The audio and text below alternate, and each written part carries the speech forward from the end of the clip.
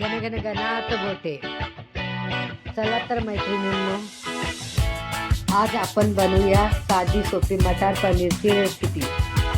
सगळ्यात आधी मी कांदा, टोमॅटो, आलं, लसूण, कोथिंबीरचे वाटण तयार करून घेतले व दुसरीकडे हिरवे वाटाणे वाफायला ठेवलेत.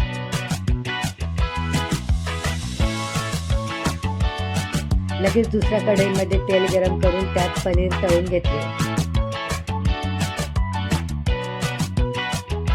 त्याच तेलात कांदा ब्राऊन होईपर्यंत कलसून घेतले व लगेच जे वाटण केले होते ते मस्तपैकी कलसून घेतले.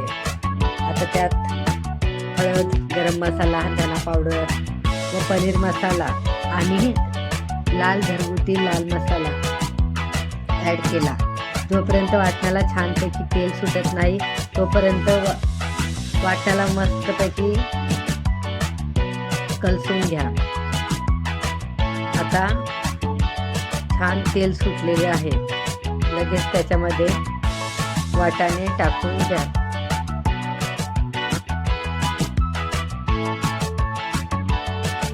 आणि गरम पाणी टाकून ग्रेव्ही तयार करून घेतली. तर सर्वात शेवटी पनीरवर कोथिंबीर टाकून घेतली. तर मग तयार आहे आपली मटार पनीर. कशी वाटते?